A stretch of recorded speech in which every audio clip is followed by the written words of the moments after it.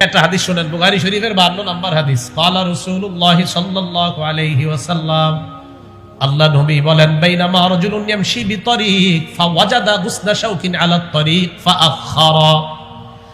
রাস্তা দিয়ে আপনি হাঁটছেন, হঠাৎ ইটের একটা টুকরা পাইলেন, একটা কাঁটা পাইলেন, একটা সুই পাইলেন, কষ্টদায়ক বস্তু পাইলেন, কলার সিলকা পাইলেন। কলার সিলকা আপনি সরায়া দিলেন, ইটের টুকরা আপনি সরায়া দিলেন, কাঁটা আপনি সরায়া দিলেন। নবীজি বলেন, শাকারাল্লাহু লা, আল্লাহ তার প্রতি সন্তুষ্ট হয়ে যায়, ওয়া গফারা লা, আল্লাহ তার আগের সব গুনাহগুলো মাফ করে দেয়। ইটের টুকরা সরায়া দেন রাস্তা থেকে, রাস্তায় হাঁটতেছেন, এগুলা পাইলে সরায়া দেন। এটা খুব ফজিলতের কাজ। নবীজি হাদিসের শেষে বলেন, বুখারীর হাদিস শোনাইলাম, আবার মুসলিমের হাদিসে আসেন। মুসলিমের হাদিসের শেষে বলেন, ওয়াল হায়াউ শু'বাতুম মিনাল ঈমান, লজ্জা ঈমানের অঙ্গ। লজ্জা কিসের অঙ্গ? ঈমানের অঙ্গ। এবার দেখেন কি কয়, আমার দুই আঙ্গুলের দিকে তাকান। এখন একটা হাদিস শোনাবো, কিতাবের নাম আল জামিউস সগীর, হাদিস নাম্বার 1959 নাম্বার হাদিস, 1959। এই দুই আঙ্গুল মিলে আছে না? এটার নাম লজ্জা, এটার নাম ঈমান, অথবা এটার নাম ঈমান, এটার নাম লজ্জা। এবার আপনাদেরকে প্রশ্ন করি, একটা ঈমান আর একটা লজ্জা মিশে আছে না আলাদা? বলেন তো, ঈমান আর লজ্জা মিশে আছে না আলাদা? এবার দেখেন নবীজি কি বলেন, ইন্নাল হায়া ওয়াল ঈমান কুরিনা জামিআ। নবীজি বলেন, ঈমান আর লজ্জা এইভাবে দুইটা মিশে থাকার জিনিস। ঈমান আর লজ্জা এইভাবে মিশে থাকবে, দুইটা একটা আরেকটার সাথে থাকবে। এবার বলেন, মিশে আছে না আলাদা? নবীজি বলেন, ফাইদা রুফিআ আহাদুহুমা, একটা যদি উঠে যায়, রুফিআল আখর, আরেকটা আস্তে আস্তে উঠে যায়। আপনার লজ্জা যত কমবে, ঈমান তত উঠে যাবে। এই দেখেন, ঈমান আর লজ্জা এইভাবে থাকবে। আপনার লজ্জা কমতেছে, এই যে আস্তে আস্তে ফাঁকা হচ্ছে, আরো কমতেছে, ফাঁকা হয়ে গেছে, আরো কমতেছে, আরো ফাঁকা, আরো কমতেছে, আরো ফাঁকা, এক পর্যায়ে বেঈমান হয়ে যাবেন। লজ্জা ঈমান একসাথে থাকবে। করি না, ফাইদা রুফিআ আহাদুহুমা রুফিআল আখার, একটা উঠে গেলে আরেকটা উঠে যায়। আল্লাহ আমাদের সকলকে ঈমানের পাশাপাশি লজ্জাশীলতার গুণে বেশি গুণান্বিত হওয়ার তৌফিক দান করুন। আমিন। 6 নম্বর, যে ব্যক্তি যত বেশি লাজুক হবে, ওই ব্যক্তি তত দ্রুত আল্লাহর জান্নাতের মেহমান হবে। তিরমিজি শরীফ হাদিস নাম্বার 2009 নাম্বার হাদিস। ক্বালা রাসূলুল্লাহ সাল্লাল্লাহু আলাইহি ওয়াসাল্লাম, আল্লাহ নবী বলেন, আল হায়াউ মিনাল ঈমান ওয়াল ঈমানু ফিল জান্নাহ। দেখেন এবার, এটার নাম জান্নাত, এটার নাম ঈমান, এটার নাম লজ্জা। এই দেখেন, এটার নাম জান্নাত, এটার নাম ঈমান, এটার নাম লজ্জা। নবীজি বলেন, লজ্জা ঈমানের অঙ্গ।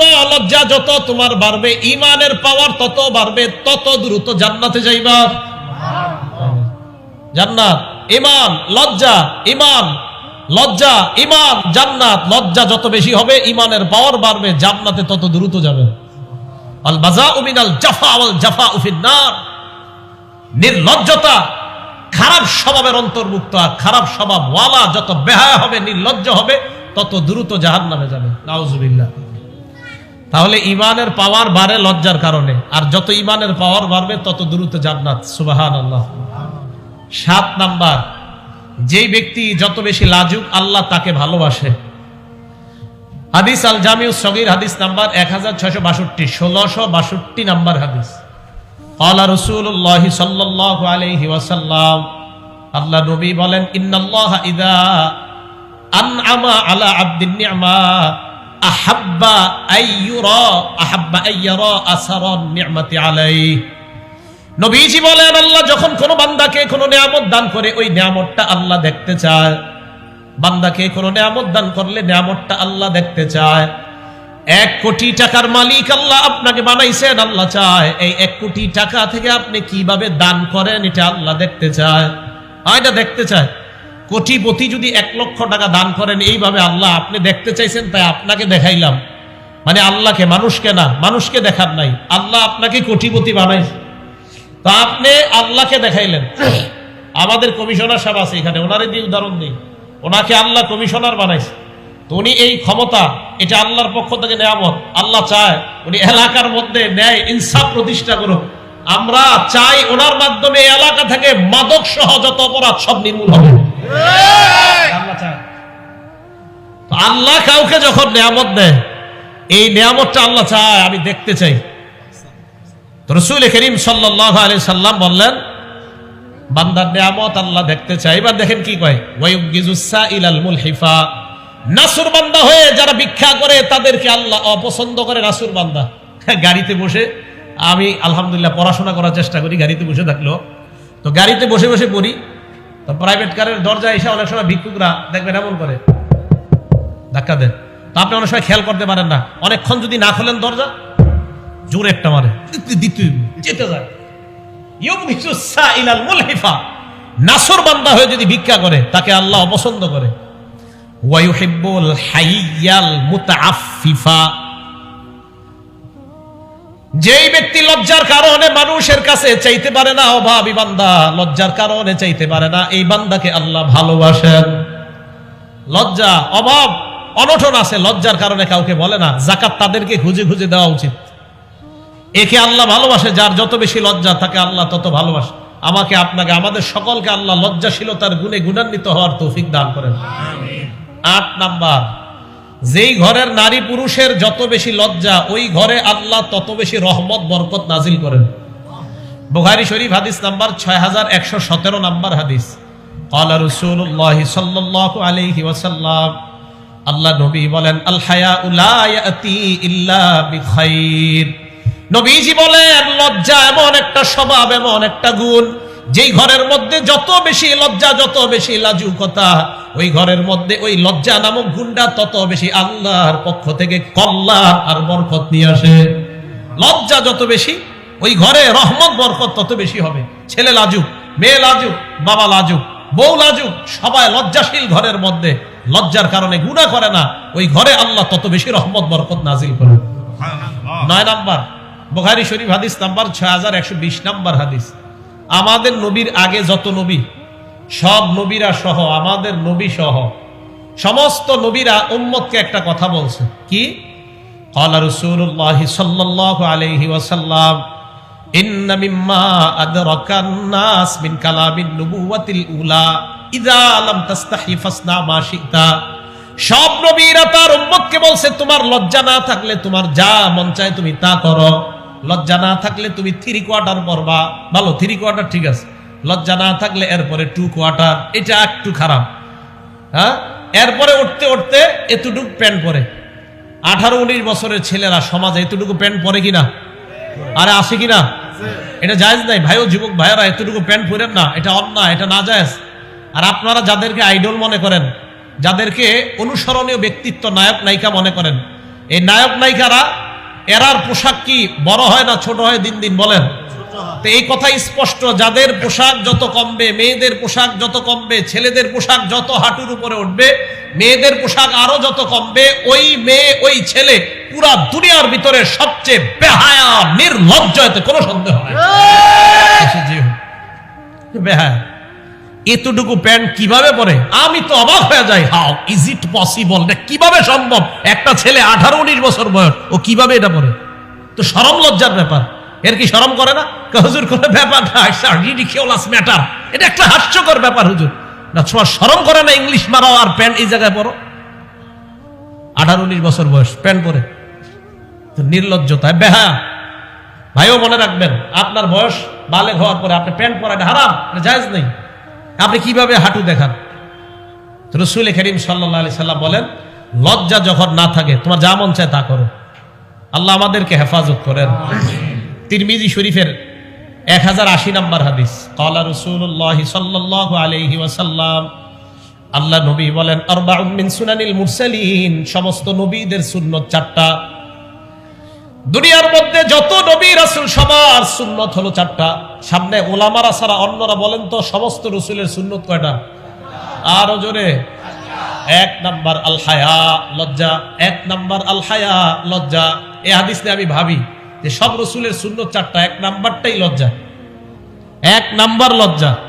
2 নাম্বার তাআত্তুর, আতর, সুগন্ধি মাখা। 3 নাম্বার সিওয়াক, মেসওয়াক করা। 4 নাম্বার নিকাহ, বিয়ে করা। কয়টা সুন্নাত? 4টা। ওলামায়ে কেরাম ছাড়া অন্যরা বলেন 1, 2 আতর, 3, 4 বিয়ে করা। মনে থাকবে তো? আলেমদের তো মনে থাকবে, ওনারা পড়ছে। এই জন্য আপনারা যারা সাধারণ, আপনারা বেশি বলবেন ওনাদের চেয়ে। তাহলে সমস্ত নবীদের সুন্নত চারটা। 1 নাম্বার লজ্জা, 2 নাম্বার সুগন্ধি মাখা, 3 নাম্বার মেসওয়াক করা। মেসওয়াক করেন তো সবাই? হ্যাঁ, ইনশাল্লাহ আওয়াজ কম হয়েছে, যাই হোক। তো আচ্ছা আচ্ছা, প্রত্যেক নামাজে মেসওয়াক করা উচিত। 4 নাম্বার ওয়ান নিকাহ, বিয়ে করা। তো 1 নাম্বার লজ্জা, লজ্জাশীলতার গুণে আল্লাহ সকলকে গুণান্বিত হওয়ার তৌফিক দান করেন। 10, যেই জিনিসের লজ্জা যত বেশি হয় এই জিনিসের সৌন্দর্যতা তত বেড়ে যায়। মন দিয়ে শুনবো। তিরমিজি শরীফের 1974 নাম্বার হাদিস। বাংলাদেশ স্বাধীন হয়েছে কয় সালে? 1971। তিরমিজি শরীফের হাদিস নাম্বারটা 1974। মনে রাখা সহজ না? 1974। বাংলাদেশ স্বাধীন হয়েছে 1971, আর বলবেন তিরমিজি শরীফের হাদিসটা 1974। এই হাদিসে নবীজি কি বলে দেখেন। ক্বালা রাসূলুল্লাহ সাল্লাল্লাহু আলাইহি ওয়াসাল্লাম, আল্লাহ নবী বলেন, মা কানাল ফুহশু ফি শাইইন ইল্লা শানা। যে জিনিসের মধ্যে নির্লজ্জতা, বেহাপনা যত বেশি, ওই জিনিসের গন্ধ, ওই জিনিসের ময়লা তত বেশি বেড়ে যায়। তাহলে মেয়েদের পোশাক যত ছোট হয় তার শরীরে ময়লা তত বাড়ে, পোশাক যত কমবে ময়লা বাড়বে। ওয়া মা কানাল হায়াউ ফি শাইইন ইল্লা জানা। যে জিনিসের মধ্যে লজ্জা বেশি ওই জিনিসের সৌন্দর্যতা বেড়ে যায়। আমাকে আপনারা বলেন, দোকানের মধ্যে যখন আপনারা স্যাম্পল দেখেন, স্যাম্পল দেখার পর এরপরে কেন বলেন গোডাউনের ত্যাগটা দেন? কেন ওটা নেন না? হ্যাঁ, স্যাম্পলটা দেখেই তো পছন্দ করছে, ওইটা নেন না, গোডাউনের ত্যাগটা দেন। তার মানে দামি যেটা এটা গোপন। দামিটা সবাই বলেন দামি। বলেন তো আসমান জমিনের মাঝে সবচাইতে দামি কে? সবচাইতে দামি কে? দেখি ওই যে দামি জিনিস গোপন থাকে। হ্যাঁ, আল্লাহ সবচেয়ে দামি তাই গোপন। আল্লাহ সবচেয়ে দামি তাই গোপন। হ্যাঁ, দেখবো আমরা জান্নাতে ইনশাআল্লাহ। এখান থেকে কি বোঝা যায়? দামি জিনিস গোপন থাকে। এবার আমি আপনাদেরকে বলবো দুনিয়ার সবচাইতে শ্রেষ্ঠ একটা সম্পদের কথা বলবো। তাহলে বলেন তো সবচেয়ে শ্রেষ্ঠ জিনিসটা কি গোপন থাকা দরকার না প্রকাশ? সবাই বলেন, এটাকে কি যত্ন করা দরকার না খোলামেলা রাখা দরকার? আমি আবার বলছি, দুনিয়ার শ্রেষ্ঠ একটা সম্পদের কথা বলবো। এই শ্রেষ্ঠ সম্পদটা কি যত্ন করা দরকার না খোলামেলা রাখা দরকার? মুসলিম শরীফ হাদিস নাম্বার 3535, 3535, 3535। আলা রাসূলুল্লাহ সাল্লাল্লাহু আলাইহি ওয়াসাল্লাম, আল্লাহ নবী বলেন, আদ-দুনিয়া মাতা, পুরা দুনিয়াটা ভোগের জায়গা। ওয়া খায়রু মাতা'id দুনিয়া আল মারআতুস সালিহা। এই দুনিয়ার মাঝে সবচেয়ে শ্রেষ্ঠ সম্পদ হলো একজন নেককার নারী। সুবহানাল্লাহ। আমি বলবো, আপনারা উত্তর দিবেন। বলেন তো দুনিয়ার শ্রেষ্ঠ সম্পদ নেককার নারী। দুনিয়ার শ্রেষ্ঠ সম্পদ, দুনিয়ার শ্রেষ্ঠ সম্পদ। তাহলে এটা কি আমরা যত্ন নিব নাকি খোলামেলা রাখবো? দামি আল্লাহ গোপন থাকে, তাই দামি নারী তাকেও আমরা গোপন রাখবো। সুবহানাল্লাহ। দামি জিনিস গোপন রাখতে হয়, এটাই উসুল। প্রয়োজনে প্রকাশ করা। এই জন্য মেয়েকে যেদিন দেখবে ছেলে আইসা দেখা যায়, মেয়ের স্বামী মেয়েটাকে দেখা যায়। আল্লাহ আমাদের সকলকে কোরআন সুন্নাহ, নিজের মন মতো না বরং কোরআন সুন্নাহ যেইভাবে নবী আসলে আমাদেরকে বুঝাইতে যাচ্ছে ওইভাবে যেন আমরা বুঝতে পারি, আল্লাহ তৌফিক দান করেন। আল্লাহ আমাদের সকলকে তৌফিক দান করেন। কারণ নিজের মন মতো যদি বুঝতে চান তাহলে ঝামেলা আছে। রাসূল করিম সাল্লাল্লাহু আলাইহি সাল্লাম কয়, 4 অবস্থা যখন উম্মতের মাঝে হবে তখন বুঝবা উম্মত ঝামেলার মধ্যে পড়ে যাবে। তিরমিজি শরীফের 3058 নাম্বার হাদিস। নবীজি বলেন, তানহাউনা আনিল মুনকার তা'মুরুনা বিল মারুফ। তোমরা নেক কাজের আদেশ, অসৎ কাজের নিষেধ করতে থাকবা 4 জিনিস দেখার আগ পর্যন্ত। হাত্তা ইযা রাআইতা শুহান মুতাআ। দেখবা মানুষ কৃপণতার পূজা করে, টাকাটা নিজের কাছে রেখে দেওয়াটা মনে করবে এটাই ঠিক, যাকাত না দেওয়াটা মনে করবে ঠিক। 1 2 নাম্বার হাওয়ান মুত্তাবা, নফসের পূজা করবে মানুষ। 3 নাম্বার দুনিয়া মুআসসারাতা, দুনিয়াকে মানুষ প্রাধান্য দিবে। 4 নাম্বার ওয়া ইজাবা কুল্লি যি রাইয়িন বিরাইহি, প্রত্যেক মানুষ তার মতটাকেই মনে করবে এটাই সঠিক, দুনিয়ার সব ভুল। এই নফস আর মন চাহি জিন্দেগি যখন হবে তখন বুঝবা নেক কাজের আদেশ, অসৎ কাজের নিষেধ অন্যদের মাঝে অতটা কাজ হবে না। তো কি করবা তখন? নিজের ঈমান নিজে হেফাজত করার চেষ্টা করবা। ভাই উলামায়ে কেরাম আপনাদের খুব মহব্বত করে, আপনাদেরকে জাহান্নাম থেকে বাঁচাইতে চায়। তাই উলামায়ে কেরামকে শত্রু মনে করবেন না। মাঝে মাঝে উলামায়ে কেরাম কোরআন সুন্নাহ বলতেই থাকে, বলতে থাকে, ও হুজুর খুব ভালো বলে। যেই একদিন হুজুর একটা কথা বলে যেটা আপনার বিরুদ্ধে যায় অথচ আপনি অন্যায় করতেছেন, তখনই বলেন ধুর এটা অন্যায়। তাহলে আল্লাহ আমাদের সকলকে কোরআন সুন্নাহ মোতাবেক জীবন পরিচালনা করার তৌফিক দান করেন। তাহলে 10টা কথা গেল। যেই জিনিসের লজ্জা বেশি এই জিনিসের সৌন্দর্য বেশি। এবার আসেন, লজ্জা 4 প্রকার। বলেন লজ্জা কয় প্রকার? 4 প্রকার। 1, আল হায়াউ মিনাল্লাহ, আল্লাহকে লজ্জা পাওয়া। 2 নাম্বার, আল হায়াউ মিনাল মালাইকা, ফেরেশতাদেরকে লজ্জা পাওয়া। 3 নাম্বার, আল হায়াউ মিনান নাস, মানুষকে লজ্জা পাওয়া। 4 নাম্বার, আল হায়াউ মিনান নাফস, নিজেকে লজ্জা পাওয়া। লজ্জা কয় প্রকার? 4 প্রকার। 1 নাম্বার আল্লাহকে লজ্জা পাওয়া, 2 নাম্বার ফেরেশতাকে লজ্জা পাওয়া, 3 নাম্বার মানুষকে লজ্জা পাওয়া, 4 নাম্বার নিজেকে লজ্জা পাওয়া। 1 নাম্বার কাকে লজ্জা পাওয়া? আজকে থেকে 2টা আয়াত সবসময় মনে রাখবেন। আয়াত মনে না রাখলেও চলবে, অর্থ মনে রাখলেই চলবে। প্রথম সূরা আলাক আয়াত নাম্বার 14। আপনি রাস্তা দিয়ে হাঁটছেন, শয়তান আপনাকে গুনাহ করাতে চাচ্ছে, শয়তান আপনাকে এদিক সেদিক নিতে চাইতেছে। আল্লাহ পাক রব্বুল আলামিনের ওই আয়াত সাথে সাথে কানে আনবেন যে আল্লাহ আমাকে বলছে সূরা আলাকের 14 নম্বর আয়াতে, আলাম ইয়ালাম বিআন্নাল্লাহ ইয়ারা, এই বান্দা, এই সে কি জানে না আমি তাকে দেখছি?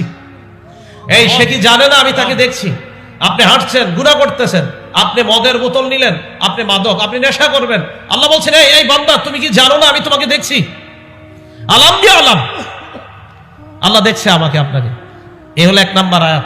2 সূরা কফ 16 নম্বর আয়াত, আল্লাহ বলেন ওয়ালাকাদ খালাকনাল ইনসানা ওয়া না'লামু মা তুওয়াসবিসু বিহি নাফসু, আমি মানুষ বানাইলাম, মানুষের অন্তর যা কুমন্ত্রণা দেয় আমি আল্লাহ জানি। আল্লাহ এত কিছু জানে, আমি কথা বলতেছি আরিফ বিন হাবিব, আল্লাহ কয় আমি জানি। এই মুখ বন্ধ, জিহ্বা দিয়ে আল্লাহরে কিছু বলছি, আল্লাহ কয় এটাও জানি। জিহ্বা বন্ধ, ঠোঁট বন্ধ, মনে মনে শুধু কল্পনা করছি, আল্লাহ কয় এটাও জানি। সব জানে। তখন বলেন ওয়ানাহনু আকরাবু ইলাইহি মিন হাবলিল ওয়ারিদ, তোমার শাহরগ এই দমনীরও আরো নিকটবর্তী আমি আল্লাহ। ভাইও রাস্তা দিয়ে হাঁটার সময় গুনাহ যখন করতে মন চাইবে, চিন্তা করবেন আল্লাহ বলছে এই বান্দা, আরে তুমি কি জানো না আমি তোমাকে দেখছি? গুনাহ ছেড়ে দেন, আজকে থেকে ছেড়ে দেন না, আমি সহ সবাই ছেড়ে দেই। আল্লাহ বলছে আমি তোমাকে দেখছি, তুমি কি দেখো না? আরে আমি তো জানি সব, তুমি কি করছো, কি ব্যাপার, তুমি কেন গুনাহ করছো? আল্লাহকে লজ্জা পাও। আল্লাহ আমাদের সকলকে আল্লাহকে যেন লজ্জা পাই আল্লাহ তৌফিক দান করেন। এবার আল্লাহকে লজ্জা পাওয়ার একটা দৃষ্টান্ত নেন। ইউসুফ আলাইহিস সালাতু ওয়াস সালাম আর জুলাইখা এক ঘরে। ইউসুফ আলাইহিস সালাম আর জুলাইখা এক ঘরের মধ্যে আছে। ইউসুফ আলাইহিস সালাতু ওয়াস সালাম আর জুলাইখা, আরে ওলামায়ে কেরামদের খেদমতে লাগাই দিয়েছে। ছাত্র কই? এ বেটা সামনে আসো। আল্লাহু আকবার। রাসূল করিম সাল্লাল্লাহু আলাইহি সাল্লাম হাদিসের মধ্যে আল্লাহকে লজ্জা পাওয়ার ব্যাখ্যাও দিয়েছেন। আগে জানি আল্লাহকে লজ্জা পাওয়ার একটা দৃষ্টান্ত সূরা ইউসুফ আয়াত নাম্বার 23। ইউসুফ নবী আর জুলাইখা এক ঘরের মধ্যে আছে। আগাল্লাকাতিল আবওয়াব, দরজা লাগাই দিয়েছে সব।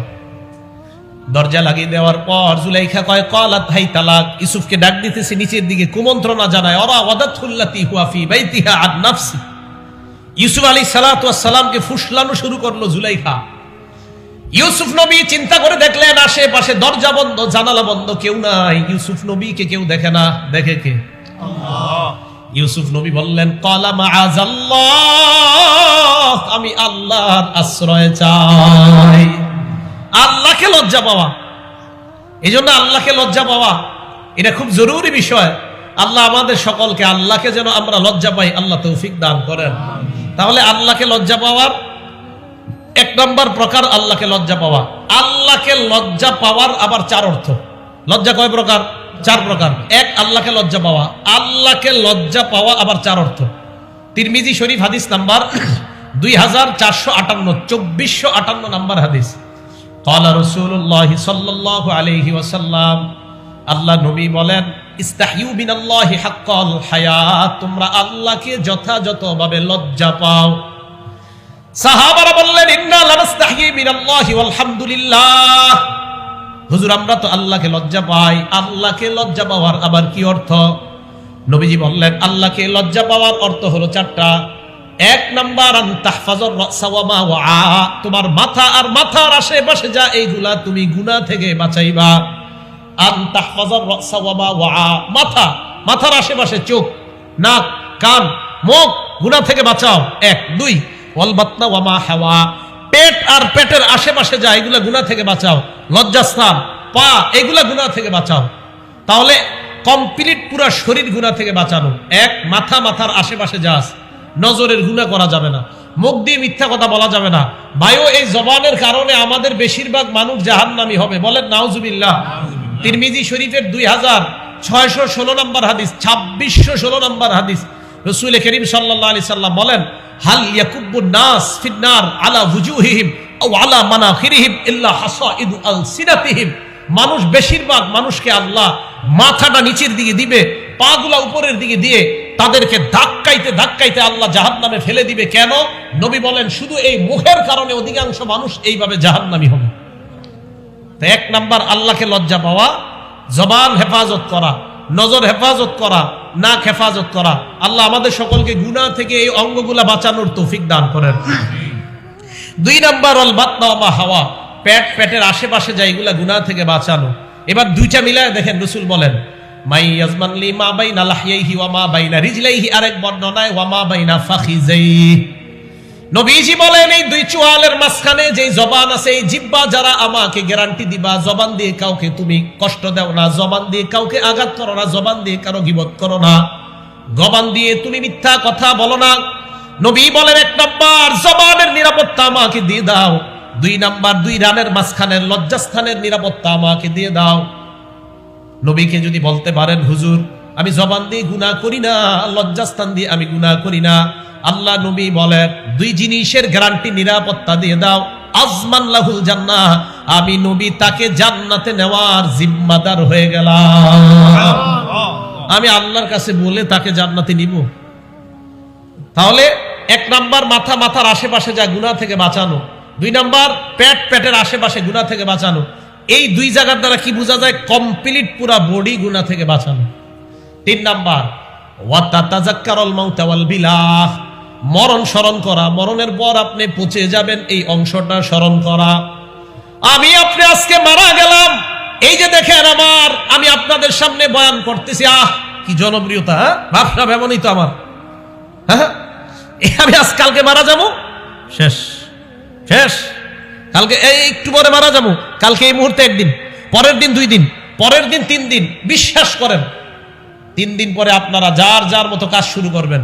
4 দিনের দিন আরিফ বিন হাবিবের জন্য কিছু একটা করা দরকার, আচ্ছা 7 দিনের দিন ভুলে গেছেন। 1 মাস পরে সবাই সবার মতো, 1 বছর পরে কিসের কে আরিফ বিন হাবিব, কোথায় কে সে কি, সব শেষ। ওয়া তাতাযাক্কারুল মাউত ওয়াল বিলা, তুমি মরে যাইবা, মরার পর পচে যাইবা, ওটা নিয়ে ভাবো। এটাই তো সত্যি কথা।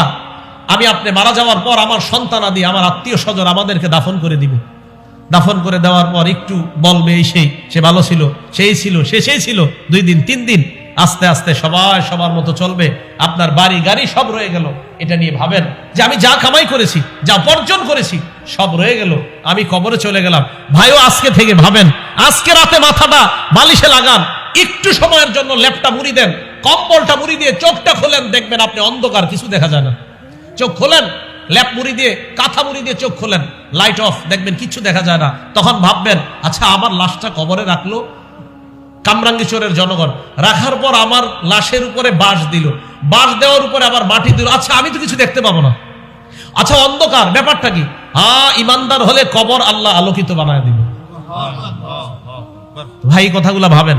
নবীজি বললেন, আল্লাহকে লজ্জা পাওয়ার 3 নাম্বার অর্থ তাতাযাক্কারুল মাউত ওয়াল বিলা, তুমি মারা যাইবা, এটা চিন্তা করো, পচে যাইবা, চিন্তা করো। 4 ওমান আরাদাল আখিরাতা তারাকা জিনাতাদ দুনিয়া, আখিরাতের স্মরণে দুনিয়ার চাকচিক্য বিসর্জন দেওয়া।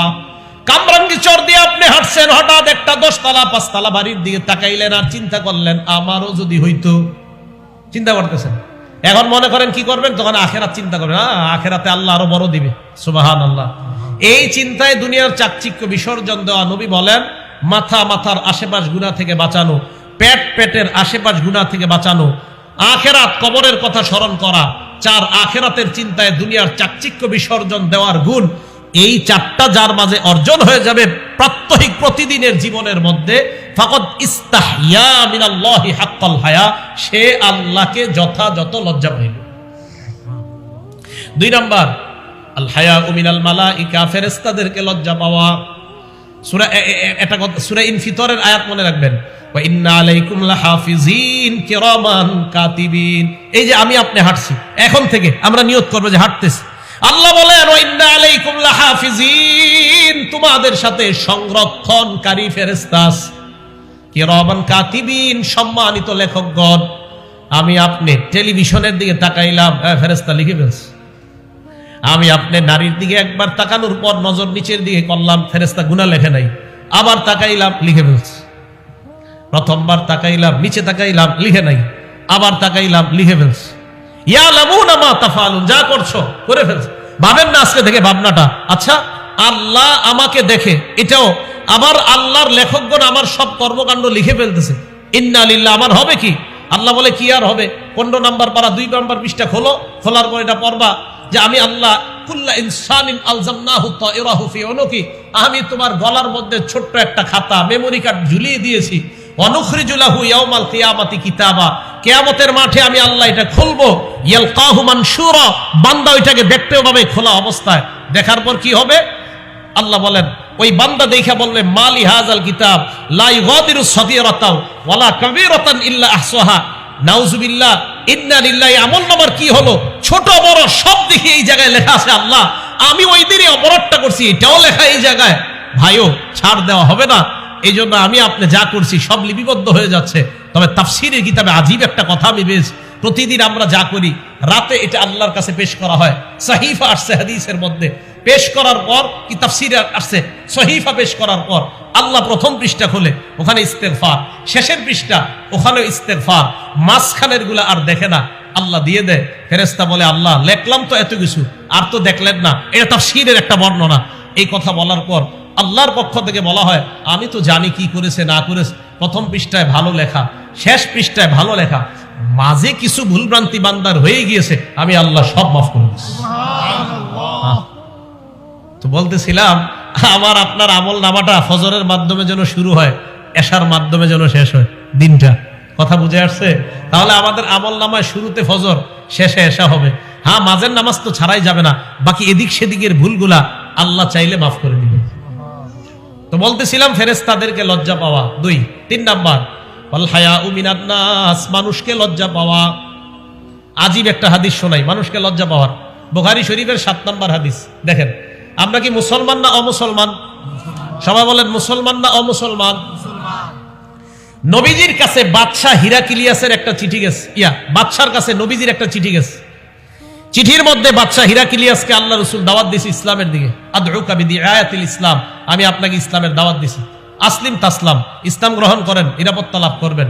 যদি আপনি ইসলাম গ্রহণ না করেন ফাইন্না আলাইকা ইসমাল আরিসিয়িন, তাহলে আপনার প্রজাদের যত গুনাহ আছে সব আপনার উপর যাবে।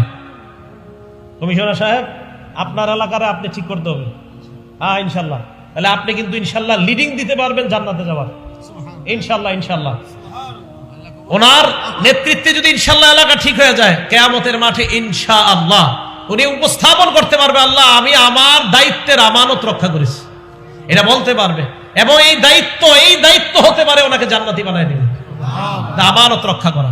তো দেখেন রাসূল করিম সাল্লাল্লাহু আলাইহি সাল্লামের চিঠি গেছে বাদশাহ হিরাক্লিয়াসের কাছে। যাওয়ার পর নবী বললেন আমি আপনাকে ইসলামের দিয়ে আহ্বান করলাম, দাওয়াত দিলাম, ইসলামের দিকে দাওয়াত দিলাম। আপনি ইসলাম গ্রহণ করেন, আপনি নিরাপত্তা লাভ করবেন। আপনার যদি ইসলাম গ্রহণ করতে না পারেন, আপনি যদি না করেন, আপনার দেখা দেখি আপনার প্রজারাও ইসলাম গ্রহণ করবে না, তাদের গুনাহ কিন্তু আপনার উপর বর্তাবে যদি তারা আপনার উপর অনুসরণ করে গুনাহ করে।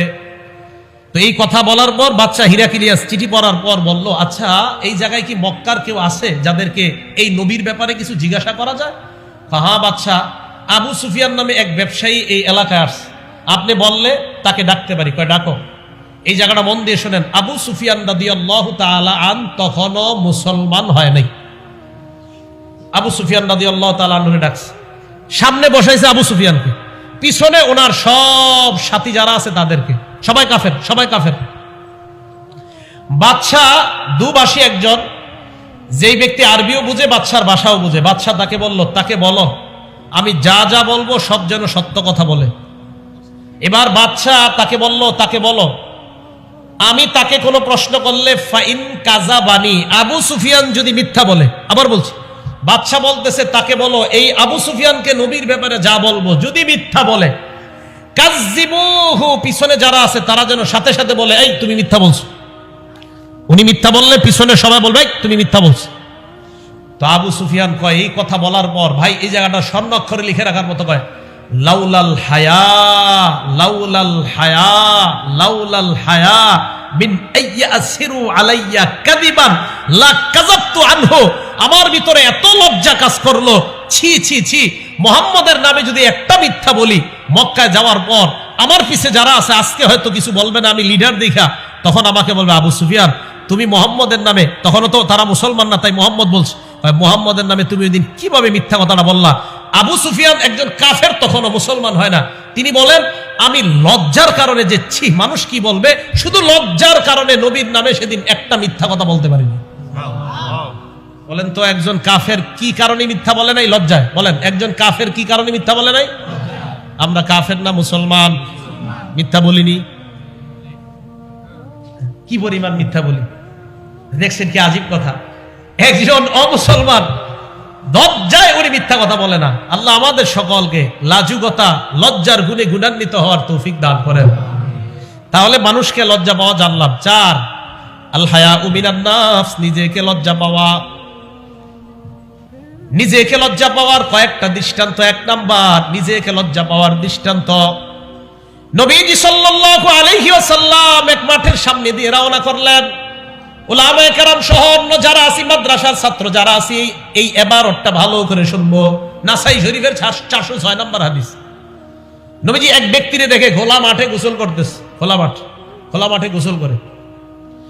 এই দৃশ্য দেখার পর নবী মিম্বরে দাঁড়াইলেন। দাঁড়ানোর পর বললেন, হে জনগণ, ইন্নাল্লাহা হাইয়ুন হালিমুন সিত্তিরুন ইউহিব্বুল হায়া ওয়াস সিতরা ওয়াস সাতরা। নবী সাল্লাল্লাহু আলাইহি সাল্লাম বললেন, হে জনগণ, আল্লাহ লাজুক, সুবহানাল্লাহ। আল্লাহ হালিম, সহনশীল। আল্লাহ সিত্তির, মানুষের সব ঢাইকা রাখে। আল্লাহ সব ঢাইকা রাখে, তোমরা দি সব খুইলা দাও। মানে কই কি, এই যে সবার সামনে গোসল করা, তো আমরা যারা গোসল করি অথবা আমরা যারা ছাত্র ভাই আছি, গোসলের ক্ষেত্রে একটু সাবধানতা অবলম্বন করা, গামছা শরীরে রাখা। বোক এই বোক যত বেশি দেখে মানুষ, নজর যদি লেগে যায় মেধা কমতে থাকবে। নজর লেগে যাওয়া হাদিস দ্বারা প্রমাণিত। নজর লেগে গেলে মেধা কমতে থাকে। হ্যাঁ, বিশ্বাস করেন, আমার আপনজনরা ছাড়া গত 15 বছর আমার শরীর কেউ দেখছে কিনা আমার মনে নেই। 15-16 বছর হবে। হ্যাঁ, আমাদের সেইগুলা দিশা বলছে, শরীর দেখবে মেধা কমবে, শরীর দেখবে মেধা কমবে। তো বলতেছিলাম, হুজুরে বলছি, হুজুর দলিল কি? বেটা, নজর লাগলে, এটা হাদিস দ্বারা প্রমাণিত, নজর কারণে মানুষের শরীর আকর্ষণীয় হয়। এটা ছেলে হোক মেয়ে হোক। একটা ছেলে, হুজুর ছোট ছেলে কি আকর্ষণ? তার শরীর ছোট, ছেলের তার শরীরের মধ্যে আকর্ষণ থাকবে। নজর লেগে গেলে এই নজরের কারণে তার জীবনটা নষ্ট হয়ে যেতে পারে, মেধা কমে যেতে পারে। তাই গার্জিয়ান যারা আছেন, সন্তানদের শরীরের ক্ষেত্রে খুব সতর্ক। বারান্দায় খালি শরীরে দাঁড় করায় রাখবেন না। মাদ্রাসা ছাত্র হোক, স্কুলের ছাত্র হোক, খালি শরীরে বারান্দায় দাঁড় করায় রাখবেন না, অন্যরা যেন আপনার সন্তানের শরীর না দেখে। এই ব্যাপারটা সতর্কতা অবলম্বন করা। নবীজি সাল্লাল্লাহু আলাইহি সাল্লাম বললেন, ফাইদা তাসালা আহাদুকুম, তোমাদের কেউ যখন গোসল করবা, ফালইয়াস্তাতির, একটু পর্দা টর্দা দিয়ে গোসল করো। এইভাবে সবার সামনে গোসল করো মানে কি? তাহলে পর্দা দিয়ে গোসল করা, একটা ঢাকনার মধ্যে গোসল করা, এটা নিজেকেও লজ্জা পাওয়ার মতো। ওখানে তো কেউ আপনাকে দেখবে না। আল্লাহ আমাদের সকলকে এই গুণটা অর্জন করার তৌফিক দান করেন। আরেকটা উদাহরণ দেখি আমরা, আবু দাউদ শরীফের হাদিস নাম্বার 4014 নাম্বার হাদিস। এই হাদিসের মধ্যে একজন সাহাবা আছে, নাম জারহাদ। বলেন কি নাম? জারহাদ। এটা হাসির ঘটনা। জারহাদ রাদিয়াল্লাহু তাআলা আনহু বলেন, জালাসা রাসূলুল্লাহ সাল্লাল্লাহু আলাইহি ওয়াসাল্লাম ইনদানা ওয়া ফাখিজি মুনকাশিফা। জারহাদ রাদিয়াল্লাহু তাআলা আনহু বলেন, আল্লাহ নবী আমাদের সামনে বসা, আমার রান খোলা। জারহাদ রাদিয়াল্লাহু তাআলা আনহু বলেন, আমার রান খোলা, নবী আমাদের সামনে বসা। নবী আমার দিকে তাকায় বললেন, ছি ছি, আমা আলিমতা আন্নাল ফাখিজা আওরা, তুমি কি জানো না রান সতরের অন্তর্ভুক্ত? এই মিয়া, রান ঢাকো। তাহলে এই হাদিস দ্বারা বুঝলাম রান পুরুষের সতর না সতরের বাহিরে, এটা ঢাকতে হবে, না ঢাকলে গুনাহ হবে। নবীজি বললেন, আমা আলিমতা আন্নাল ফাখিজা আওরা, এই তুমি জানো না রান ঢেকে রাখতে হয়? আওরাত মানে ঢেকে রাখার জিনিস, আওরাত মানে ঢেকে রাখার জিনিস, এটা ঢেকে রাখতে হয়, জানো না? এই জন্য মনে রাখবেন, সতর আর আওরাতের মধ্যে পার্থক্য কি বলেন তো? সতর আর আওরাত, সতর বলা হয়, মনে করেন মা বোনদেরকে দিয়ে বুঝাই, মা বোনদের সতর কোনটা, আওরাত কোনটা? মা বোনদের সতর বাবার সামনে যা খোলা রাখা যায়, মামার সামনে যা খোলা রাখা যায়, মায়ের সামনে যা, বাবা ভাইয়ের সামনে যা খোলা রাখা যায়, চাচার সামনে একটা মেয়ে যা খুলতে পারে এটার নাম সতর, অন্যের সামনে যা খুলতে পারে না মেয়ে এটার নাম আওরত। তাই অন্য পুরুষের সামনে মেয়ে চেহারা ঢেকে রাখা এটার নাম আওরত, বাবার সামনে চেহারা খোলা রাখা এটার নাম সতর। তো কোনো মেয়ে যদি চেহারা খুইলা কোন শপিং মলে চাকরি করে এটার নাম কখনো আওরত হবে না, এটা সতর হবে। আর বুঝতে হবে এই মেয়েটাকে ওই শপিং মলওয়ালা মূলত মেয়ের দুর্বলতার মধ্যে যে মেয়েটা একটু চাকরি করে টাকা স্বাবলম্বী হোক, এটা যদি তার মাকসাদ হয় এটা ভালো কথা, কিন্তু তার মাকসাদ এটা না। মেয়েকে ওই দোকানে চাকরি দেওয়ার অর্থ তার মাকসাদ যে এই জায়গায় কাস্টমার আকর্ষণ করা, তার মানে ওই মেয়েটাকে তার দোকানের পণ্য হিসেবে সে ব্যবহার করছে। এটা পণ্য, নারীকে সম্মান দেয় না। এটা যদি সত্যি হয় নারীর প্রতি তার যে না মেয়েটা অসহায় দুর্বল একটু টাকা পয়সা পাক, এটা ভালো কথা। কিন্তু যদি না উদ্দেশ্য হয়, তা আপনি তো একটা কালা মেয়ের চাকরি দেন না আপনার শপিং মলে, হ্যাঁ? আপনি একটা কালো মেয়ের চাকরি দেন, অসহায় দুর্বল কালো মেয়ের, তা তো দেন না। আমাদেরকে বুঝান, এটা কালো অসহায় মেয়ে, কি কালো অসহায় মেয়ে নাই বাংলাদেশে? একটা কালো অসহায় মেয়ের চাকরি দেন।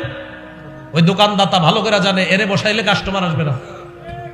তাহলে কি এই মেয়েটারে কি বলেন, তার প্রতি কি আপনার অনুগ্রহ করা হলো না তাকে পণ্য বানানো হলো? হ্যাঁ মা বোনরা আমার কথা বুঝার চেষ্টা করবেন, এখানে আপনাকে পণ্য বানানো হয়, আপনার সৌন্দর্যতাকে পণ্য বানানো হচ্ছে। তো বলতেছিলাম রাসূল করিম সাল্লাল্লাহু আলাইহি সাল্লাম বললেন, আমা আলিমতা আদনাল ফাখিজা আওরা, তুমি কি জানো না রান ঢেকে রাখতে হয়? আল্লাহ আমাদের সকলকে রান সর্ব অবস্থায় যেন আমরা ঢেকে রাখতে পারি, আল্লাহ তৌফিক দান করেন। এবার আবু দাউদ শরীফের 4015 নম্বর হাদিস শোনেন। এই হাদিসটা লিখে রাখার মতো শেষের অংশটা, আগে প্রথম অংশ শোনেন, শেষের অংশটা ঘরে টানা রাখবেন ডেলি, তাহলে আপনার দ্বারা এই গুনাহ আর হবে না। ক্বালা রাসূলুল্লাহ সাল্লাল্লাহু আলাইহি ওয়াসাল্লাম, আল্লাহ নবী হযরতে আলীকে বললেন, আলী লা তাকশিফ ফাকিজাকা, তুমি তোমার রান কখনো খুলবা না। এরপর নবী বলেন, ওয়ালা তানজুর ইলা ফাকিজি হাইয়িন, কোন জীবিত ব্যক্তির রানের দিকে তুমি তাকাইবা না, জীবিত ব্যক্তির রানের দিকে তাকাইবা না। দেশ গ্রামের মানুষ কাঁচা দিয়া খেতে কাজ করে, রে পুরো অবস্থা খারাপ। ওয়ালা তানজুর ইলা ফাকিজি হাইয়িন, তুমি জীবিত ব্যক্তির রানের দিকে তাকাইবা না। আচ্ছা এটা ভালো কথা, জীবিত ব্যক্তির রান দেখা জায়েজ নেই, বুঝে আসছে। নবী শেষে যেটা বললেন এটা ঘরে ঠেলি দরজায় টানা রাখবেন, দেখবেন বাইর হইবেন, ঢুকবেন আর দেখবেন। নবীজি বলেন, ওয়ালা তানজুর ইলা ফাকিজি মাইয়িতিন, মরা ব্যক্তির রানের দিকেও তাকাইবা না। মরা ব্যক্তির রান দেখতে আল্লাহ নবী নিষেধ করলেন। তাহলে বলেন আমাদের সমাজে যারা জীবিত ব্যক্তি তারা যদি রান দেখায় এটা কি নির্লজ্জতা কিনা? এটা বেহায়াপনা। নবীজি বললেন জীবিত ব্যক্তির রান দেখো না, পরে কয় মরা ব্যক্তির রানও দেখো না। তাহলে বলেন রান এটা কতটা গুরুত্বপূর্ণ একটা অংশ পুরুষের জন্য। এবার আরেকটা হাদিস বললে গুরুত্বটা আরো বুঝে আসবে। হাদিস নাম্বার আবু দাউদের 4017 নাম্বার হাদিস। এক সাহাবা উনি রাসূল করিম সাল্লাল্লাহু আলাইহি সাল্লামের কাছে প্রশ্ন করছেন। এই হাদিসটা হলো এরকম, উলামায়ে কেরাম খুব এই হাদিসের সাথে পরিচিত। আন বাহজ ইবনে হাকিম আন আবিহি আন জাদ্দিহি, বাহজ ইবনে হাকিম তার আব্বা থেকে, তার আব্বা তার দাদা থেকে, এই হাদিসগুলো প্রায় আসে। তো বাহজ ইবনে হাকিম তার বাবা থেকে, তার বাবা তার দাদা থেকে জিজ্ঞাসা করছে, রাসূল করিম সাল্লাল্লাহু আলাইহি সাল্লামকে প্রশ্ন করছে, আওরাতুনা মানাতি মিনহা ওয়া মা নাজার, হুজুর আমরা কাদের সামনে কোন অঙ্গগুলা ঢেকে রাখবো আর কাদের সামনে ঢেকে রাখতে হবে না? নবীজি বললেন, ইহফাজ আওরাতাক ইল্লা মিন যাওজাতিক, তোমার বিবি ছাড়া তোমার ঢেকে রাখার অঙ্গ কারো সামনে তুমি খুলবা না। বাবার সামনেও রান খুলবেন না, ভাইয়ের সামনেও রান খুলবেন না, বোনের সামনেও রান খুলবেন না। নবীজি বললেন তোমার বিবি ছাড়া অন্য কারো সামনে যা ঢেকে রাখতে হয় তা খুলবা না। এই কথা বলার পর এখন দেখেন যেটা জিজ্ঞাসা করছে, এটা আমাদের যুবক ভাই যারা আছি, রাত্রে দরজা লাগায় যারা ফেসবুকিং করি, স্ক্রলিং এফবি করি যারা, আপনারা গার্জিয়ান যারা আছেন আপনারা কিন্তু জানেন না, এরা রাত 11টার পরে পড়ালেখার বাহানায় ভিতর দিয়ে দরজা লাগায় কি যে করে আপনিও জানেন না। এখন শোনেন, তো সাহাবা প্রশ্ন করলেন, হুজুর ইজা কানা আহাদুনা খালিয়া, হুজুর ঘরে দরজা লাগায় যদি কেউ একা একা ঘরের ভিতরে থাকি তাহলেও কি রান ডাকতে হবে? আবার ঘরের ভিতরে একা একা আসি হুজুর তখনও কি রান ঢাকতে হবে? আবার বলছি হুজুর ঘরে একা আসি, এই একা একাও কি আমার রান ঢেকে রাখতে হবে? ঘরে কেউ নাই হুজুর, দরজা লাগানো। নবীজি বলেন, ফাল্লাহ আহাক্কু আইয়ুস্তাহইয়া মিন, রাসূল করিম সাল্লাল্লাহু আলাইহি সাল্লাম বলেন, মিয়া ঘরে কেউ নাই, আল্লাহ, আল্লাহকে লজ্জা পাওয়া আরো বেশি দরকার তোমার। তাহলে ঘরে একা থাকলে রান খোলা যাবে ইচ্ছা করে? জোরে কয় না, রান ইচ্ছা করে খোলা যাবে না। অনিচ্ছায় হতে পারে। একা ঘরে থাকলে ইচ্ছা করে রান খোলা রাখা যাবে না। আচ্ছা, আরেকটা হাদিস বলি, আবু দাউদ শরীফের হাদিস নাম্বার 4018 নাম্বার হাদিস। এই হাদিসটাও সবার জন্য। ক্বালা রাসূলুল্লাহ সাল্লাল্লাহু আলাইহি ওয়াসাল্লাম, আল্লাহ নবী বলেন, লা ইয়ানজুরুর রাজুলু ইলা উরিয়াতির রাজুল, কোন পুরুষ অন্য পুরুষের লজ্জাস্থানের দিকে তাকাবে না। ওয়ালাল মারআতু ইলা উরিয়াতিল মারআ, কোন নারী অন্য কোন নারীর লজ্জাস্থানের দিকে তাকাবে না। এরপর নবীজি কি বলে দেখেন, ওয়ালা ইউবজির রাজুলু ইলার রাজুলি ফি সাওবিন ওয়াহিদ, এক পুরুষ আরেক পুরুষের সাথে এক কাঁথার নিচে, এক কম্বলের নিচে, এক লেপের নিচে ঘুমাবে না। হ্যাঁ, যারা আছেন, দুই ছেলেকে এক লেপের নিচে ঘুমাইতে দিয়েন না। দুই ছেলেকে এক লেপ, এক কম্বল, এক কাঁথার নিচে ঘুমাইতে দিয়েন না। ভাইয়েরা শুনেন, ছোটবেলা থেকে 5-6 বছর থেকে ছেলের কম্বল লেপ আলাদা করে দেন, দুইজনের আলাদা করে দেন। এরপরে নবী বলেন, ওয়ালা তুফজিল মারআতু ইলাল মারআতি ফি সাওবিন ওয়াহিদ, এক মেয়ে আরেক মেয়ের সাথে এক কাঁথা, এক কম্বলের নিচে ঘুমাবে না। এই আমল ঘরে চালু করেন। কয়েকটা অপশন হতে পারে, পারলে খাট আলাদা করেন দুইজনের, না পারলে এক খাটের মধ্যে মাঝখানে কোল বালিশ আর আলাদা তাদেরকে কাঁথা কম্বল দিয়ে দেওয়া। ইনশাল্লাহ 5-6 বছর বয়স থেকে ছেলে মেয়ে লজ্জাশীলতার গুণে গুণান্বিত হয়ে তারা ইনশাল্লাহ বড় হবে। কথাটা মনে থাকবে? তাহলে বলেন তো, দুই পুরুষ এক কাঁথা, এক কম্বল, এক লেপের নিচে দুই ছেলেকে কি ঘুমাইতে দিবেন? না ভাই, আমাদের নবীজি নিষেধ আসছে, দিয়েন না। এটা নির্লজ্জতা বাড়ে, দিয়েন না। আপনার দুইটা লেপ, দুইটা কম্বল, দুইটা কাঁথা আপনি কিনে নেন। আর যদি বলেন হুজুর শীতকালে 2 লেপ কেনার সামর্থ্য নাই, 2 কাঁথা দিয়ে তখন উপরে লেপ দেন। 2 কাঁথা দুইজনে গায়ে দিবে, উপরে লেপ থাকতে পারে। 2 কাঁথা 2 ছেলে গায়ে দিবে, উপরে লেপ থাকবে দুজনের উপরে। এটা হতে পারে। এটা রাসূলের এই হাদিসটা পালন করার চেষ্টা করব, তাহলে নির্লজ্জতা থেকে বাঁচতে পারবো, বেহায়াপনা থেকে বাঁচতে পারবো, লজ্জাশীলতার গুণে গুণান্বিত হতে পারবো। আল্লাহ পাক রব্বুল আলামিন আমাদের সকলকে লজ্জাশীলতার গুণে গুণান্বিত হওয়ার তৌফিক দান করেন। আলোচনা শেষ হয়নি, তো লজ্জাশীলতার গুণ এটা আমরা যেন সকলে অর্জন করতে পারি, আল্লাহ তৌফিক দান করেন।